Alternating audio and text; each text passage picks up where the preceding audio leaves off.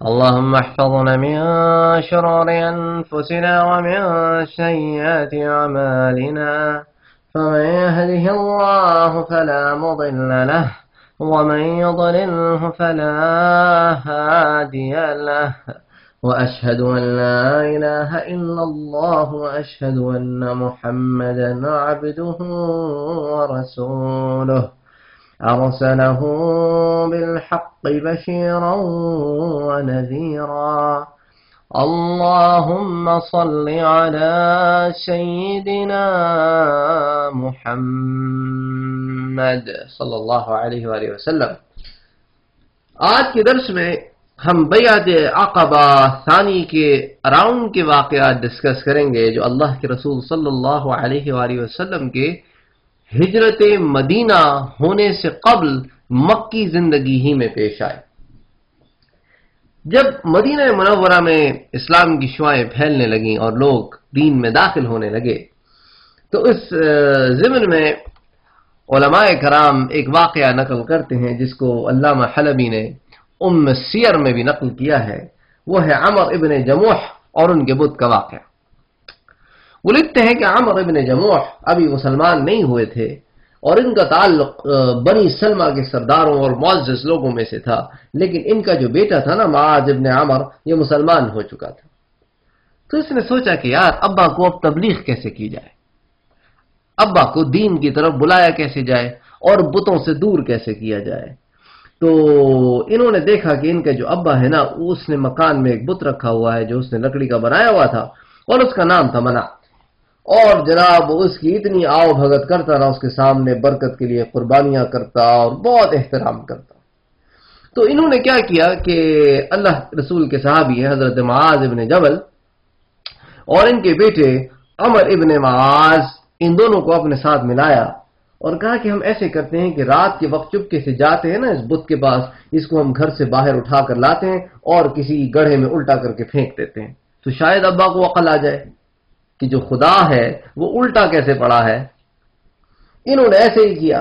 اب جب عمر صبح اٹھے، جو عمر ابن جموح ہیں وہ صبح اٹھے اور جب بت خانے میں عبادت کرنے گئے تو وہاں بت ہی نہیں، یعنی کمال کی بات ہے نا، آپ بت خانے میں عبادت کرنے گئے اور وہاں خدا ہی موجود نہیں ہے۔ عقلوں پہ جب پردے پڑے ہوں تو انسان کیا کرے، اب خدا کو ڈھونڈ رہا ہے آدمی۔ وہ کہتا ہے کون بدبخت ہے خدا اس کو غارت کرے جس نے میرے خدا کی توہین کی۔ اس کے بعد وہ اپنے خدا کو ڈھونڈنے نکلا اور تلاش کرتے کرتے پھرتے پھرتے آخر اس گڑھے تک پہنچ ہی گیا جہاں پر اس کو خدا ملا۔ اس کو اٹھا کے لے کے آیا، اس کو دھویا، صاف واف کیا اور پھر دوبارہ اس کو وہیں رکھ دیا۔ جب اگلے دن رات ہوئی تو پھر انہوں نے یہی حرکت کی، پھر یہ صبح نکلا اپنے خدا کو ڈھونڈنے کے لیے، اس کو پکڑ کے لے کر آیا اور اس کو دھویا وویا، پھر اس دفعہ اس کو خوشبوئیں لگائیں اور اس کے گردن میں ایک تلوار بھی لٹکا دی اور کہا کہ بھئی میں نہیں جانتا تمہارے ساتھ یہ کون کر رہا ہے، لیکن اب آپ اپنی حفاظت خود فرمائیے، آپ تو بڑے طاقت والے ہیں، اسی لیے میں آپ کے پاس تلوار چھوڑے جا رہا ہوں کہ کوئی آپ کی بے عزتی کرنے آئے تو آپ اس کو خود بدلہ چکھائیے۔ تو اب ان نوجوانوں نے دیکھا کہ ابا نے جب یہ کام کیا ہے تو انہوں نے کیا کیا کہ وہ تلوار جو ہے نا اس کے گلے میں سے نکالی اور ایک مرا ہوا کتا کہیں سے لے کر آئے، اس کتے کو اس بت کے ساتھ رسی سے باندھا اور ایک پرانے گڑھے میں پھینک کے آئے جہاں مدینے والے گندگی جمع کرتے تھے۔ اب جب صبح اٹھے عمر تو اب پھر خدا کو ڈھونڈنے نکلے، کہتے ہیں یار یہ کیا بات ہے، کل تو میں تلوار لٹکا کے آیا تھا۔ اب جب ڈھونڈتے ڈھونڈتے اس گڑھے کے پاس پہنچے تو کیا دیکھتے ہیں کہ اس میں خدا بھی پڑا ہے، خدا کے ساتھ وہ گندا مرا ہوا کتا بھی پڑا ہے۔ تو پھر ان کو عقل آئی، انہوں نے کہا کہ ہاں یہ تو لکڑی کا بنا ہوا ہے، یہ خدا تھوڑی ہے کہ بھئی جو اتنے سڑے ہوئے مرے ہوئے کتے کے ساتھ چمٹا ہوا پڑا ہوا ہے اور میں تو تلوار دے کر آیا تھا اور تلوار بھی استعمال نہیں کرتا، وہ بھی پڑی ہے، تو یہ کیسے خدا ہو سکتا ہے۔ اس کے بعد وہ مدینے کے مسلمانوں کے پاس پہنچے اور ان سے اسلام کے متعلق بات کی، انہوں نے ان پر اسلام پیش کیا تو وہ مسلمان ہو گئے اور بہت اچھے مسلمان ہوئے۔ تو غرض انہوں نے اس موقع پہ جو شعر پڑھے ان کا مطلب کچھ یوں تھا کہ خدا کی قسم اگر تو معبود ہوتا تو تو اور کتا ایک جگہ گڑھے میں مجھے پڑے ہوئے نہ ملتے۔ اسی طرح کا ایک واقعہ، بلکہ اس سے بھی سنگین آپ سمجھ لیں، اللہ کے رسول کے پھوپھی زاد بھائی تھے حضرت ابو سلمہ رضی اللہ تعالی عنہ، ان کے ساتھ پیش آیا، بلکہ یوں سمجھ لیں ان کے سارے خاندان کے ساتھ پیش آیا۔ اور یہ ابو سلمہ جو ہے نا، ان کا اصلی نام تھا عبداللہ، اور ان کے والد کا نام تھا عبد الاسد، اور یہ بنو مخزوم سے تھے، یعنی کہ جو ابو جہل کا قبیلہ تھا اس سے تھے۔ تو انہوں نے بیعت عقبہ ثانی سے بھی پہلے مدینے کی طرف ہجرت کی۔ تو جب وہ حبشے سے مکے واپس آئے تو پھر مشرکین مکہ نے انہیں اذیت دینی شروع کی۔ تو جب ان کو پتہ چلا کہ انصار مدینہ مسلمان ہو گئے ہیں، بیعت عقبہ اول بھی ہو گئی ہے، اور مدینہ جو ہے وہ مسلمانوں کا گہوارہ بنتا جا رہا ہے، تو انہوں نے کہا اتنی دور حبشے جانے کی کیا ضرورت ہے، میں مدینہ منورہ چلا جاتا ہوں۔ تو اس غرض سے انہوں نے اپنی بیوی کو لیا، ام سلمہ رضی اللہ تعالی عنہا، اپنے چھوٹے سے بیٹے کو لیا، تینوں لوگ جو ہے وہ مدینے کے لیے روانہ ہوئے۔ تو خیر بہرحال حضرت ابو سلمہ کا اللہ کے رسول سے ایکچولی دو رشتے تھے، جیسا کہ ہم پہلے پڑھ چکے ہیں۔ ایک تو آپ کی پھوپھی کے لڑکے تھے، اور پھر دوسرے آپ کے رضائی بھائی بھی تھے، کیونکہ جو ابو لہب کی لونڈی تھی نا ثوبیہ، اس نے حضرت صلی اللہ علیہ وآلہ وسلم کو بھی دودھ پلایا تھا، حضرت حمزہ کو بھی دودھ پلایا تھا، اور حضرت ابو سلمہ رضی اللہ تعالی عنہ کو بھی دودھ پلایا تھا۔ اور ہم اس واقعے کو تھوڑا اور مسائل کے ساتھ پہلے ڈسکس کر چکے ہیں، آپ اس کو دوبارہ سن سکتے ہیں اللہ کے رسول صلی اللہ علیہ وسلم کی برتھ کے لیکچر میں۔ اینی تو حضرت ابو سلمہ جو ہے اپنی خاندان کے ساتھ نکلے، اور جیسے ہی وہ اپنے گھر سے نکلے تو ان کو جو ہے وہ قبیلے والوں نے گھیر لیا۔ قبیلے والوں نے گھیر لیا، یہ ام سلمہ کے قبیلے والے تھے۔ یعنی آپ دیکھیں کہ حضرت ابو سلمہ آگے مہار پکڑ کے اونٹ کی چلا رہے ہیں، اونٹ کے اوپر بی بی ام سلمہ بیٹھی ہے، گود میں بچہ ہے سلمہ، اور خاندان بنی مغیرہ والے آتے ہیں، کہتے ہیں ہم تم کو اجازت نہیں دے سکتے، تم پہلے بھی ہمارے گھر کی لڑکی کو حبشے لے گئے تھے، تم کو جانا ہے تو جاؤ، یہ نہیں جا سکتی۔ اللہ اکبر! یعنی آپ دیکھیں ظلم کی انتہا، دیکھیں کہ بیوی کو شوہر سے علیحدہ کرنے کی اسکیم بنائی جا رہی ہے۔ کہتے ہیں تم جاؤ، یہاں جانا ہے جاؤ، لیکن تم اس عورت کو نہیں لے کے جا سکتے، تم ہمیں دھوکہ دے کر مال سمیٹ کر یہاں سے جا رہے تھے، خبردار، تم کو جانا ہے تو جاؤ، یہ نہیں جائے گی۔ اور انہوں نے یہ کہہ کر بیوی ام سلمہ کو زبردستی اونٹ پر سے اتار لیا، اور پھر بولے یہ لڑکا بھی ہمارا ہی ہے، ہم اس کو بھی نہیں جانے دیں گے۔ ابھی یہ بات ہی ہو رہی تھی کہ حضرت ابو سلمہ کے اپنے خاندان والے بھی آ گئے، بنی اسد والے، اور یہ بنی اسد جو ہے وہ بنو مخزوم کی شاخ تھی، اور انہوں نے کہا کہ ہاں ہم بھی اس بات پر بنو مغیرہ سے اتفاق کرتے ہیں کہ ہم بھی اس لڑکے کو یہاں سے جانے نہیں دیں گے، یہ ہمارا خون ہے، ہم نہیں چاہیں گے کہ ہمارا خون جو ہے وہ کسی اور دین میں، کسی اور ماحول میں پرورش پائے۔ تو انہوں نے لڑکا چھین لیا، لڑکی والے اپنی لڑکی لے گئے، اور حضرت ابو سلمہ لاچار ہو کر اکیلے مدینے کی طرف ہجرت کرنا پڑی۔ اور انہوں نے تو یہ حد کر دی کہ حضرت ابو سلمہ سے ان کا اونٹ بھی لے لیا۔ تو وہ تو اللہ کا شکر ہے کہ بنو الاسد والے آ گئے، انہوں نے کہا اللہ کے بندے، تم بندے کو جانے تو دے رہے ہو، لیکن یہ کیا ظلم ہے کہ اب وہ پیدل مدینے جائیں گے۔ خیر انہوں نے ان سے تکرار کی بنی مغیرہ والوں سے، اور اونٹ لے کے حضرت ابو سلمہ کو دیا تاکہ وہ اونٹ پر ہجرت فرمائے، لیکن حضرت ابو سلمہ کو اکیلے جانا پڑا۔ اور بی بی ام سلمہ کہتی ہیں میں اور میرا بیٹا تنہا ان ظالموں کی قید میں رہ گئے، اور اس حال میں ہمیں ایک عرصہ گزر گیا۔ اور حضرت ام سلمہ کہتی ہیں کہ 1 سال تک ہر روز صبح کو میں مقام ابطح میں جا کر بیٹھ جاتی، اور شام تک وہیں بیٹھی رہتی، اپنے شوہر اور بچے کے فراق کو روتی رہتی۔ اللہ اکبر! نہ ایسا کبھی ظلم دیکھا ہے آپ نے؟ ایسے تو نہیں اللہ کے رسول نے اپنے صحابہ اور صحابیات کو جنت کی بشارت دی تھی۔ ایک دن ام سلمہ کے چچا کا لڑکا وہاں سے گزرا بنی مغیرہ سے، تو اس کو پتہ چلا کہ ام سلمہ پر تو یہ غضب ڈھایا ہے قوم نے، اور بنی عبد الاسد نے ان کی اولاد کو بھی لے لیا۔ تو وہ اپنی قوم کے پاس آئے اور کہنے لگے کہ تم اس غریب پر رحم نہیں آتا، ایک طرف تو تم نے ماں کو بچے سے جدا کر دیا ہے، اتنا قریب ہوتے ہوئے بھی وہ اپنے بچے کو نہیں مل سکتی، پھر اوپر سے اس کے شوہر کو بھی یہاں سے بھیج دیا ہے. کچھ تو رحم کرو اس پر، کچھ تو خدا کا خوف کرو. آخر اس قوم کا دل پسیجا اور انہوں نے اجازت دی ام سلمہ کو کہ ٹھیک ہے آپ اپنے شوہر کے پاس چلی جائیں. تو خیر بہرحال انہوں نے اونٹ دیا، وہ اونٹ پر بیٹھیں، اور اب جب نکلنے لگی اور بنو الاسد والوں کو پتہ چلا تو انہوں نے کہا کہ ہاں ہم نے بھی واقعی ظلم کیا کہ اولاد کو اس کے ماں باپ سے جدا کیا. تو وہ بھی بچے کو لے کے آئے حضرت سلمہ کو اور لا کے بی بی ام سلمہ کی گود میں دے دیا کہ جب وہ اونٹ پر سوار ہوئیں تو پھر بچے کو بھی ان کو دے دیا. تو بچے کو لے کر وہ پھر اکیلے مدینے کی طرف نکل پڑی. اب وہ راستے میں جس کسی سے پوچھتی ہیں کہ کوئی میری مدد کرے گا مجھے مدینے پہنچانے کو، آپ کیا سمجھتے ہیں مدینہ کوئی پڑوس میں تھا؟ یعنی کئی 100 کلومیٹر دور تھا. اور پھر وہاں ایک عورت کا تنہا جانا، راستے میں وہ کہاں رکے گی، کہاں رہے گی، اس کی کون حفاظت کرے گا؟ آج بھی اگر آپ کسی عورت کو اس زمانے میں، یہ تو بڑا سویلائزڈ اور ماڈرن زمانہ کنسیڈر کرتے ہیں ہم، اس زمانے میں بھی اگر آپ کسی عورت کو تنہا کسی گاڑی میں بٹھا کے ایک اندھیری سڑک پر بھیج دیں تو آپ کا کیا خیال ہے؟ وہ جائے گی؟ اور اس کے ساتھ ایک چھوٹا بچہ بھی ہو، خدا نخواستہ کوئی معاملہ پیش آ جائے، چھوٹی سی ننھی سی جان ہے، وہ کہاں کہاں دوڑتی پھرے گی مدد کے لیے. تو بی بی ام سلمہ کہتی ہیں اللہ پہ بھروسہ کر کے میں وہاں سے نکلی، اور جب میں تنیم کے مقام پر پہنچی تو مجھے ایک اللہ کا بندہ عثمان ابن طلحہ شیبی مل گئے. اور یہ جو ہے کعبے کے جو، جیسا کہ ہم پہلے ڈسکس کر چکے ہیں کہ کعبے کے جو دروازے کی چابیاں تھیں نا وہ ان کے پاس تھیں. حضرت عثمان بن طلحہ انہوں نے پوچھا ام سلمہ سے، ام سلمہ الائین، اللہ کی بندی کدھر جا رہی ہو چھوٹے سے بچے کو لے کے اونٹ پر؟ تو انہوں نے کہا الى یثرب، میں یثرب جا رہی ہوں.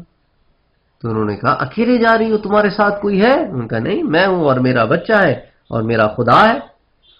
انہوں نے کہا بھئی میں تو تمہیں اس طرح اکیلے جانے نہیں دے سکتا، میں تو تمہارے ساتھ جاؤں گا، تم اکیلی عورت ہو، کہاں اتنا لمبا سفر کئی دن کا، کوئی ایک آدھ دن کا تھوڑی، ہفتوں کا سفر ہے، کہاں اکیلی طے کرو گی؟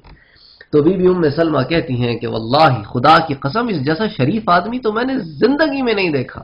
یعنی مکے کا مشرک، اس کو کیا اچھائی برائی کی تمیز، لیکن وہ کہتی ہیں کہ مہار پکڑ کے اونٹ کی چلتے رہتے، جب کہیں ہمیں رکنا ہوتا وہاں اونٹ کو بٹھا دیتے اور خود دور جا کے کھڑے ہو جاتے کہ میں جب اتروں تو کہیں میرے جسم کا کوئی حصہ ظاہر نہ ہو جائے. تو دور کھڑے ہو جاتے، اور جب میں اتر جاتی تو چپکے سے آتے، لے جاتے اونٹ کو اور باندھ دیتے. اسی طرح جب سوار ہونے کا وقت آتا تو اونٹ لا کے بٹھا دیتے اور دور جا کے کھڑے ہو جاتے، اور پھر جب میں بیٹھ جاتی تو پھر آتے اور اونٹ کو ساتھ لے کے چلاتے. تو کہتی ہیں خدا کی قسم اتنا شریف آدمی. تو خیر بہرحال وہ بی بی ام سلمہ کو لے کے نکلے اور مقام قباء تک پہنچے اور وہاں پر ان کے شوہر کے سپرد کیا ان کو، اور پھر یہ واپس مکے آ گئے. حالانکہ ان کو پتہ نہیں تھا کہ قباء کے مقام پر حضرت ابو سلمہ ٹھہرے ہوئے ہیں، کیونکہ حضرت ابو سلمہ تو چلے گئے، کسی کو بھی نہیں معلوم کدھر گئے. تو بی بی سلمہ کہتی ہیں، ام سلمہ کہتی ہیں کہ جب ہم بنی عمر ابن عوف کی بستی میں پہنچے تو انہوں نے مجھ سے پوچھا کہ کیا تمہارے خاوند یہیں رہتے ہیں؟ میں نے کہا مجھے تو نہیں پتا کہ وہ یہاں رہتے ہیں. تو خیر ہم نے پتہ کیا تو پتہ چلا کہ وہ وہیں ٹھہرے ہوئے تھے، تو اسی لیے انہوں نے مجھے وہیں چھوڑا اور چھوڑ کر پھر واپس مکے چلے گئے.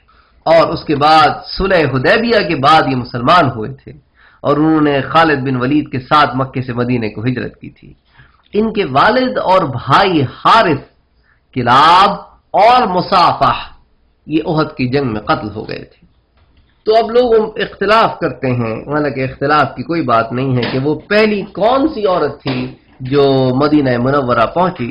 تو اس میں اختلاف کوئی نہیں. کچھ کہتے ہیں کہ بی بی لیلہ تھیں جو عامر ابن ربیعہ کی بیوی ہیں، اور کچھ کہتے ہیں کہ ام سلمہ تھی.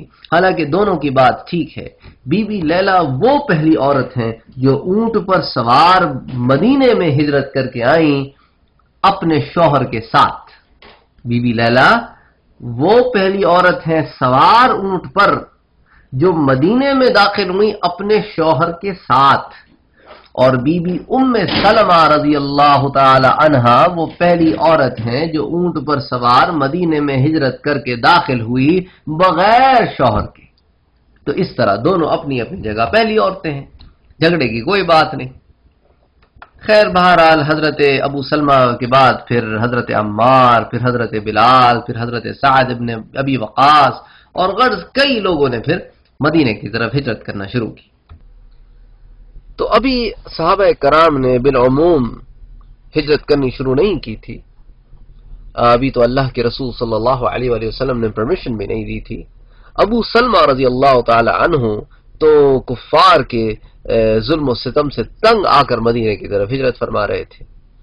تو اس ضمن میں علماء لکھتے ہیں کہ حضرت صلی اللہ علیہ وآلہ وسلم سے صحابہ کرام اب بیان کرتے ہیں کہ اللہ کے رسول آپ ہمیں اجازت دیجئے تاکہ ہم بھی ہجرت فرمائیں، لیکن اللہ کے رسول صلی اللہ علیہ وآلہ وسلم کو چونکہ خدا کی طرف سے حکم نہیں ہوا تھا اس لیے آپ ابھی اجازت نہیں دیتے تھے، یہاں تک کہ آپ نے خواب دیکھا جس میں آپ کو سرسبز و شاداب زمینیں دکھائی گئیں اور آپ نے وہاں پر کھجور سے لدے ہوئے درخت دیکھے، تو آپ صلی اللہ علیہ وآلہ وسلم نے خیال کیا کہ شاید مجھے یمامہ کی طرف ہجرت کے لیے کہا جائے گا، لیکن پھر اللہ کے رسول صلی اللہ علیہ وآلہ وسلم کو مدینے کی طرف ہجرت کرنے کا حکم دیا گیا۔ تو اب صحابہ کرام نے ہجرت کرنی شروع فرمائی۔ اسی ضمن میں ہم چند صحابہ کرام کے واقعات کو نقل فرمائیں گے، کیونکہ اب ہر ایک کے واقعے کو نقل کریں گے تو پھر کافی وقت نکل جائے گا۔ تو چند امپورٹنٹ واقعات جن کی ڈیٹیلز ہمیں کتب سیرت سے اور دیگر کتب سے معلوم ہوئی ہے اس کو ڈسکس کریں گے ہم، اور پھر اللہ کے رسول صلی اللہ علیہ وآلہ وسلم کی ہجرت کے اراؤنڈ جو واقعات چند اور پیش آئے ان کو بھی ڈسکس کرنے کی کوشش کریں گے۔ تو اس ضمن میں جو پہلا واقعہ ہے وہ حضرت عمر رضی اللہ تعالی عنہ کا ہے، اور کمال کی بات تو دیکھیں اس واقعے کے راوی کون ہیں۔ اس واقعے کے راوی ہیں حضرت علی ابن ابی طالب رضی اللہ تعالی عنہ۔ یعنی ایمان سے بتائیں اگر حضرت علی کو حضرت عمر سے کوئی بغض ہوتا، کوئی عناد ہوتا، کوئی پرابلم ہوتی تو اس واقعے کو بیان فرماتے اور اس شان سے بیان فرماتے جس شان سے بیان فرمایا ہے۔ اللہ اکبر! یہ تو لوگوں نے صحابہ کرام میں آپس میں ڈفرنسز بتائے ہیں جن کی اصل کوئی نہیں ہے، اگر اصل ہوتی تو یہ ایک دوسرے سے اس قدر محبت کا معاملہ فرماتے۔ حضرت علی رضی اللہ تعالی عنہ بیان کرتے ہیں کہ عمر وہ واحد آدمی ہے جو کعبے سے نکلا، مکے سے نکلا، ہجرت کر کے مدینے کی طرف روانہ ہوا تو اس نے اوپنلی علی الاعلان لوگوں سے کہا کہ میں جا رہا، اور حضرت علی تو اس کو بڑی ڈیٹیل میں بیان کرتے ہیں۔ کہتے ہیں ایک روز حضرت عمر رضی اللہ تعالی عنہ تیار ہوئے گویا جنگ پہ جا رہے ہوں، آپ نے اپنے ساتھ تلوار لی اور زرہ لی اور ڈھال اور تیر اور کمان اور یہ سارا جنگ کا سامان لے کر کعبۃ اللہ میں تشریف لائے۔ کعبۃ اللہ میں تشریف لا کر آپ نے طواف فرمایا، اس کے بعد مقام ابراہیم پر نماز ادا کی اور اس کے بعد قریش کے سرداروں سے مخاطب ہوئے اور کہا کہ سنو قریش کے سرداروں، سنو، خدا ان چہروں کو سیاہ کر دے، خدا اپنے دشمنوں کو ہلاک کر دے، سن لو مکے والوں، سن لو قریش کے سرداروں، میں ہجرت کر کے جا رہا ہوں، اور اگر کسی نے اپنی ماں کی گود اجاڑنی ہو، کسی نے اپنی بیوی کو بیوہ کرانا ہو، کسی نے اپنے بچوں کو یتیم کروانا ہو تو آ جائے عمر کے مقابلے پر، میں تم سے اس مقدس وادی میں نہیں لڑنا چاہتا، یہ تو اللہ کا حرم ہے، ہاں بلکہ حرم سے باہر میں تمہارا 2 دن تک انتظار کروں گا، اگر کسی کو مجھ سے لڑنا ہو تو آ جائے۔ اور حضرت علی رضی اللہ تعالی عنہ کہتے ہیں کہ خدا کی قسم یوں معلوم ہوتا تھا کہ مکے والوں کو سانپ سونگ گیا ہے، کسی کی ہمت نہ ہوئی کہ اٹھ کے عمر کو روک لے، اور حضرت عمر رضی اللہ تعالی عنہ نے اس شان سے ہجرت فرمائی۔ تو مکے کے کچھ جوشیلے نوجوان جو تھے نا، انہوں نے کہا کہ یار یہ کیا بات ہے، عمر اکیلا آدمی ہے، ہم اس کو کیوں نہیں روکتے؟ تو جو ارباب حل و عقل تھے، جو قریش کے سردار تھے، انہوں نے کہا دیکھو جذبات سے کام نہ لو، دیکھو ایک تو وہ جا رہا ہے، اس سے کتنا بڑا ہمیں فائدہ ہوگا کہ وہ تو مسلمانوں کی ایک قوت تھا، اب اس کی وجہ سے ہم مسلمانوں کو ہاتھ نہیں لگاتے تھے، اب وہ قوت جا رہی ہے، اب جا رہی ہے تو تم اس کو جانے دو، نہ روکتے کیوں ہو؟ دوسری بات تمہارا کیا خیال ہے؟ اگر تم عمر پہ ہاتھ ڈالو گے تو عمر کے خاندان والے تمہیں چھوڑ دیں گے. آخر وہ رئیس مکہ کا سگا بھانجا ہے، ابو جہل کا بھانجا ہے وہ، اور بنو مخزوم کوئی چھوٹا موٹا قبیلہ تو ہے نہیں. پھر اگر ہم ان پہ حملہ کریں، آلریڈی عرب ہم پہ تھو تھو کر رہے ہیں کہ دیکھو یہ کیسے لوگ ہیں مکے والے، کہ ان کے اپنے رشتہ دار ان کو چھوڑ چھوڑ کے جا رہے ہیں، کہ انہوں نے ان کو اتنا ستایا ہے. اب ان کو پتا چلے کہ ایک آدمی پر ہم سارے لوگوں نے حملہ کر دیا ہے تو پھر کتنی تھو تھو ہوگی عرب میں ہماری. پھر وہ آدمی اپنی بیوی بچوں کے ساتھ جا رہا ہے. ہم اچھے لگتے ہیں بیوی بچے والے آدمی پہ حملہ کرتے ہوئے. اور انہوں نے کہا کہ ایک اور بات سنو، اب وہ جو اتنا بڑا تمہیں چیلنج دے کر، اتنی بڑی چتاونی دے کر جا رہا ہے، تمہارا کیا خیال ہے عمر وہاں اکیلا بیٹھا ہوگا؟ کچھ لوگ ہیں جو آخری وقت پر اس کی مدد کے لیے ظاہر ہوں گے اور پھر تم منہ کی کھا کر واپس آؤ گے. تو بہتر ہے کہ یہیں بیٹھے رہو اور عمر کو جانے دو. حضرت عبداللہ ابن عمر رضی اللہ تعالی عنہ بیان کرتے ہیں کہ اس واقعے میں، اس راستے میں ہجرت کے، میں نے اپنے والد سے پوچھا کہ حضرت عمر سے کہ ابا، جب آپ نے اپنے ایمان کا اعلان کیا تو کفار نے آپ کے گھر کا محاصرہ کیا اور آپ باہر نہ نکلتے تھے، اور میں نے گھر کی چھت سے دیکھا کہ اسی اثنا میں ایک بوڑھا آدمی وہاں داخل ہوا اور اس نے بڑے خوبصورت کپڑے پہنے ہوئے تھے، اس کی چادر زمین پر لٹک رہی تھی. اس نے داخل ہو کر تمام لوگوں کو مخاطب کر کے کہا کہ عمر کو میں اپنی جوار میں، اپنی پناہ میں لیتا ہوں، اور اس کا یہ کہنا تھا کہ سب لوگ چھٹ گئے. تو اب وہ آخر آدمی تھا کون؟ اب چونکہ وہ آدمی اس کا انتقال ہو چکا تھا اور کفر کی حالت میں مرا تھا، اس لیے حضرت عمر رضی اللہ تعالی عنہ نے فرمایا کہ بیٹا خدا اسے غارت کرے. وہ عاص ابن وائل سہمی تھا. اور اسی طرح علماء کرام عیاش ابن ربیعہ کا واقعہ بیان کرتے ہیں. عیاش ابن ربیعہ جو ہے نا، وہ ابو جہل کا ماں شریک بھائی تھا، یعنی کہ ان دونوں کی ماں ایک تھی، باپ الگ الگ تھے، اس لیے اس کا لاسٹ نیم جو ہے وہ ربیعہ ہے. ابو جہل کا لاسٹ نیم جو ہے وہ ہشام ہے، لیکن ان کی ماں ایک تھی. اسی طرح ابو جہل کا ایک اور بھائی تھا جس کا نام تھا حارث ابن ہشام، یہ بھی ماں شریک بھائی تھا اس کا، عیاش بن ربیعہ کا. تو حضرت عیاش بن ربیعہ رضی اللہ تعالی عنہ نے ہجرت کی اور مدینہ تشریف لے گئے. تو ابو جہل کو بڑی تشویش ہوئی کہ میرا بھائی مسلمان بھی ہو گیا اور میرا بھائی ہجرت کر کے مدینہ بھی چلا گیا. وہ تو رئیس مکہ تھا نا، اب اس کے لیے تو بڑی آر تھی کہ اب لوگ کیا کہیں گے. تو اس نے اپنے بھائی حارث ابن ہشام کو تیار کیا، جو اس وقت تک ابھی تک اسلام نہیں لائے تھے، بعد میں یہ اسلام لے کر آئے، اور یہ دونوں مل کر جو ہے نا وہ مدینے آئے. اب یہاں حضرت صلی اللہ علیہ وآلہ وسلم نے مدینہ ہجرت نہیں فرمائی تھی، لیکن حضرت عمر مدینہ ہجرت فرما چکے تھے. اور یہ وہاں پہنچے اور عیاش سے ملے اور کہنے لگے کہ عیاش دیکھ، تیرے بنا ماں بڑی اداس ہے. ماں نے تو قسم کھا رکھی ہے کہ جب تک میرا بیٹا نہیں آئے گا میں تو اپنے بالوں میں کنگھی نہیں کروں گی، اور سارا دن دھوپ میں بیٹھی رہتی ہے. عیاش خدا کے لیے واپس آ جا اور دیکھ، یہ تو تیرا اپنا دین کہتا ہے، جس دین پر تو ہے وہ تو خود کہتا ہے کہ ماں باپ کا حکم مانو، ماں باپ کا خیال کرو. عیاش وہ تیری ماں ہے، اور تو جانتا ہے ہم سب میں وہ تجھ کو سب سے زیادہ عزیز رکھتی ہے، اور تیرا جانا اس پر بڑا بھاری گزرا ہے. دیکھ، تو اگر اسلام پر قائم رہنا چاہتا ہے تو اسلام پر قائم رہ، ہمیں تیرے دین سے کوئی پرابلم نہیں ہے. ہمیں تکلیف ہے اس بات کی کہ کہیں ہم اپنی ماں سے ہاتھ نہ دھو بیٹھے، اور تو جانتا ہے مکے کی گرمی. غرض انہوں نے عیاش کو مختلف طریقوں سے گھیرا اور عیاش کو اس بات پر انہوں نے رضامند کیا کہ وہ ان کے ساتھ مکے چلے. جب حضرت عمر رضی اللہ تعالی عنہ کو ان کی اسکیم کے بارے میں پتا چلا تو حضرت عمر نے عیاش کو روکنے کی بہت کوشش کی. انہوں نے کہا دیکھ عیاش، مکے کی گرمی تو بھی جانتا ہے، میں بھی جانتا ہوں. تیری ماں کتنے دن تک باہر بیٹھے گی؟ جب اس کو مکے کی گرمی ستائے گی نا تو خود ہی اندر چلی جائے گی. اور تو خود بتا کتنے دن تک وہ اپنے بالوں میں کنگھی نہیں کرے گی. جب اس کو جوئیں کاٹیں گی نا تو خود اپنے بالوں میں کنگھی کرے گی. دیکھ عیاش رک جا، یہ تجھے دھوکے سے لے کے جا رہے ہیں. لیکن عیاش نے حضرت عمر کی ایک نہ مانی.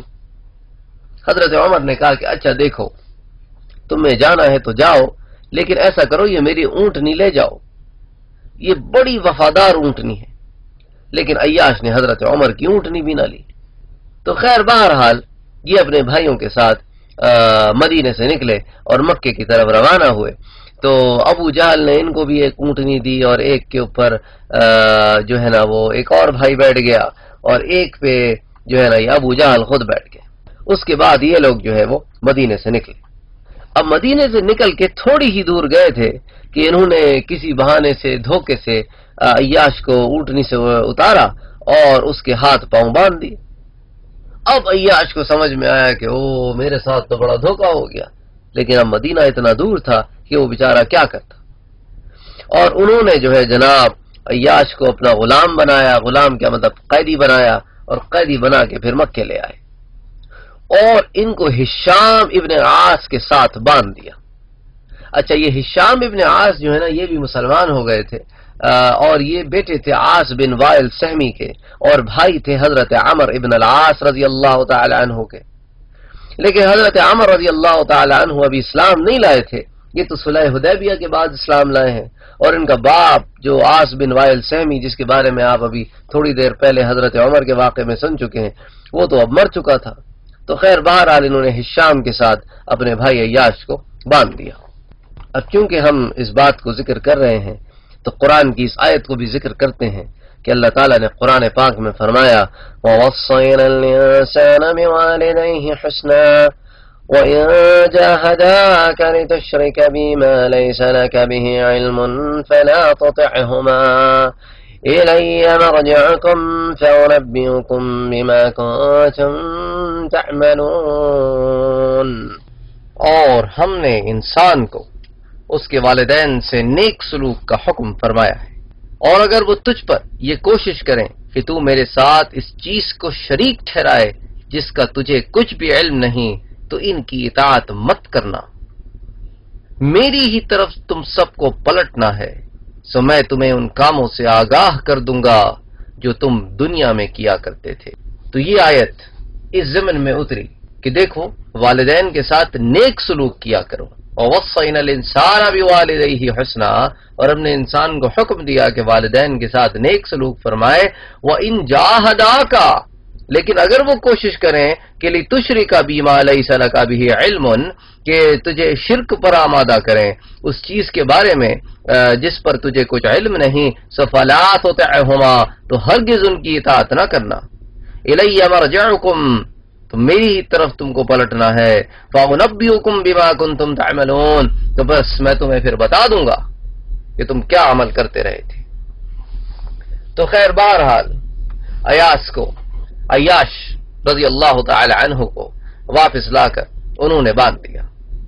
اچھا، یہاں ان پر ظلم بہت کیے جاتے تھے، مثال کے طور پہ ابو جہل خود، اور دوسرا بھائی حرس، اور ایک اور آدمی جس کا نام حرس ابن یزید بتایا جاتا ہے، یہ تینوں مل کر حضرت عیاش رضی اللہ تعالی عنہ کو مختلف قسم کی جو ہے وہ سزائیں دیا کرتے۔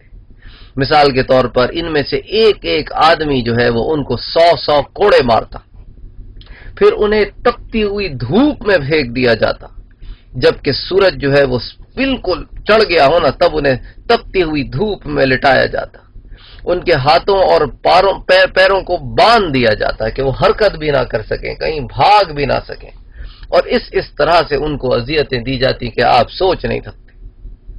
تو اسی زمانے میں حضرت عیاش رضی اللہ تعالی عنہ نے قسم کھائی، انہوں نے کہا کہ اگر خدا مجھے کبھی ان کے چنگل سے آزاد کرے تو میں یہ جو آدمی ہے نا حرس ابن یزید، یہ بنی گنانا کا جو آدمی ہے، میں اسے قتل کر دوں۔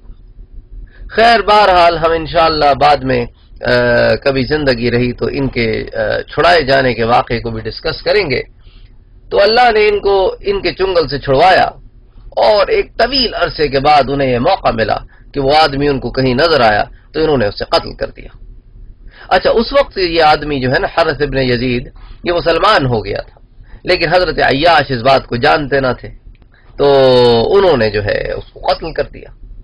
اچھا، یہ بات جب اللہ کے رسول صلی اللہ علیہ وآلہ وسلم کو پتہ چلی تو اب بات تو کافی بگڑ گئی تھی نا، کیونکہ ایک مسلمان نے ایک مسلمان کو قتل کر دیا، اور نہ جانتے ہوئے کیا، کیونکہ جان بوجھ کر تو کوئی مسلمان کسی مسلمان کو قتل نہیں کر سکتا، اسپیشلی وہ جس کے آگے قرآن ہو، جس کا معلم اللہ کا رسول ہو، اور پھر اللہ نے قرآن اتارا۔ اللہ اکبر! نہ یہ صحابہ کرام کے عزت ہے میرے بھائی، یہ صحابہ کرام کا رتبہ ہے، ان کا یہ مرتبہ ہے کہ وہ کوئی کام کر دیتے ہیں تو قرآن نازل ہو جاتا ہے، قرآن نازل ہو جاتا ہے تو امت کے لیے آسانی ہو جاتی ہے۔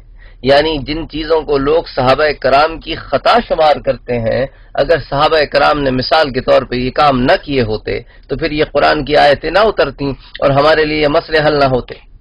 اب دیکھیں اس ایک آیت میں 3 احکامات موجود ہیں۔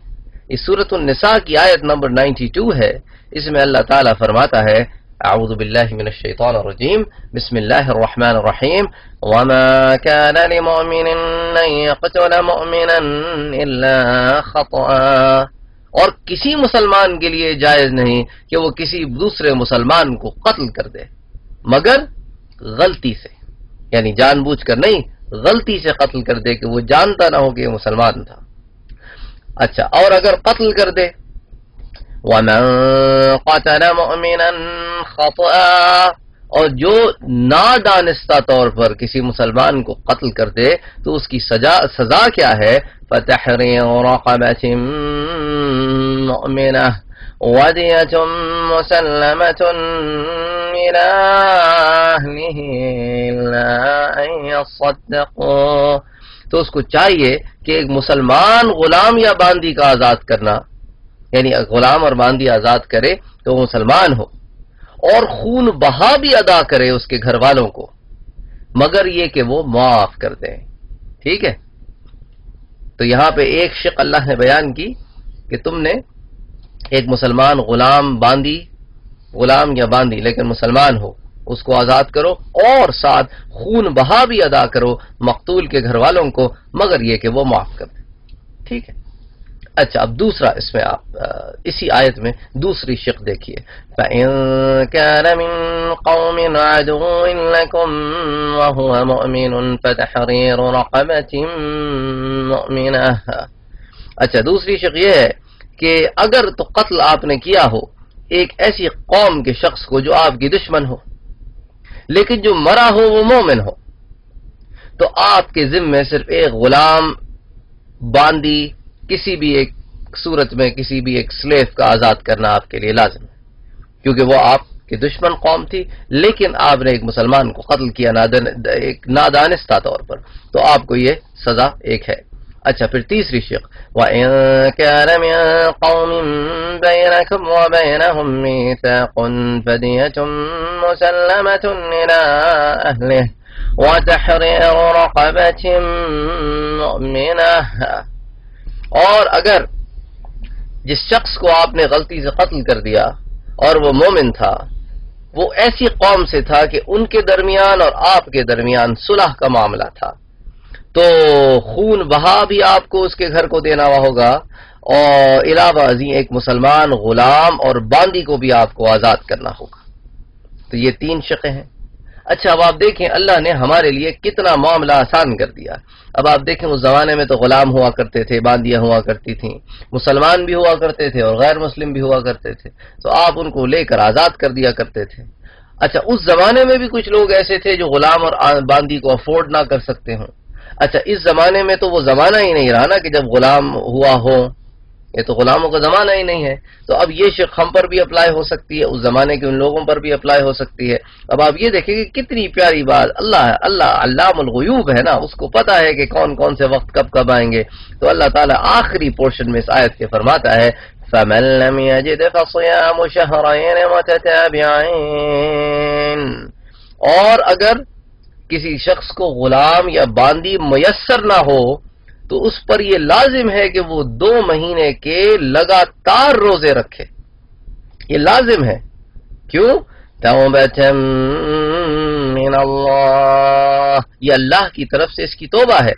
وَكَانَ اللَّهُ عَلِيمًا حَكِيمًا، اور اللہ جو ہے وہ خوب جاننے والا اور بڑی حکمت والا ہے۔ اچھا چونکہ اب ہم اس مسئلے کو ڈسکس کر رہے ہیں تو اس کے ساتھ ایک اور مسئلے کو بھی ڈسکس کرتے ہیں جو اگلی آیت ہے، کیونکہ یہ بہت امپورٹنٹ ہے۔ ہم لوگوں کو جاننا کہ قرآن ایک طرف تو یہ کہتا ہے کہ کسی بھی شخص، کسی بھی قوم و مذہب کے شخص کو تم اگر مارتے ہو اور وہ بے گناہ ہے تو گویا اس طرح ہے کہ تم نے انسانیت کا قتل کر دیا. یعنی اسلام آپ کو پیس سکھاتا ہے کہ آپ کسی کو ہارم نہیں کر سکتے، کسی بے گناہ کو تو آپ قطعاً ہاتھ بھی نہیں لگا سکتے. اللہ کے رسول تو غزوات میں بھی کہتے تھے کہ بچوں کو، بوڑھوں کو، عورتوں کو ہاتھ نہ لگاؤ، ان کے دینی علماء کو ہاتھ نہ لگاؤ، بے شک وہ کفار میں سے ہیں. اور ہم دیکھیں ایک دوسرے کو مارتے پھرتے ہیں. اب آپ یہ دیکھیں کہ اگر کوئی مسلمان کسی مسلمان کو جان بوجھ کر قتل کر دے تو اس کے بارے میں اللہ تعالیٰ کیا فرماتا ہے؟ وَمَن يَقْتُلْ مُؤْمِنًا مُتَعَمِّدًا، اور جو شخص کسی مسلمان کو جان بوجھ کر قتل کر دے فَجَزَاؤُهُ جَهَنَّمُ، تو اس کی جزا یہ ہے کہ ہم اس کو جہنم میں ڈالیں گے، خالداً فیہا، اور وہ اس میں مدتوں پڑا رہے گا، وغضب اللہ علیہ، اور اس پر اللہ غضبناک ہوگا. اللہ اکبر. آگے کی بات تو سنو، جو اس کو سن کے سمجھ لے اس کا ہاتھ اٹھے گا کبھی کسی مسلمان پہ، وَلَعَنَهُ، اور اللہ اس پر لعنت کرے گا. کون ہے جو اللہ کی لعنت لے؟ کون ہے؟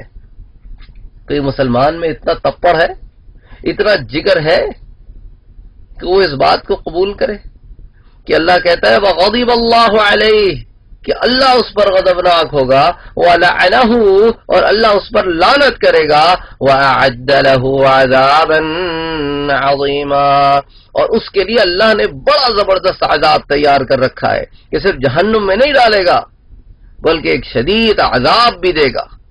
اللہ اکبر. یہ چھوٹی چھوٹی سی باتیں ہیں، اگر ہم سمجھ لیں، ذہن نشین کر لیں تو زندگیاں کتنی آسان ہو سکتی. اللہ اکبر. اسی طرح حضرت ابو حذیفہ رضی اللہ تعالی عنہ کے غلام تھے سلیم، ان کو حضرت ابو حذیفہ رضی اللہ تعالی عنہ کی جو زوجہ محترمہ ہیں انہوں نے آزاد کر دیا تھا.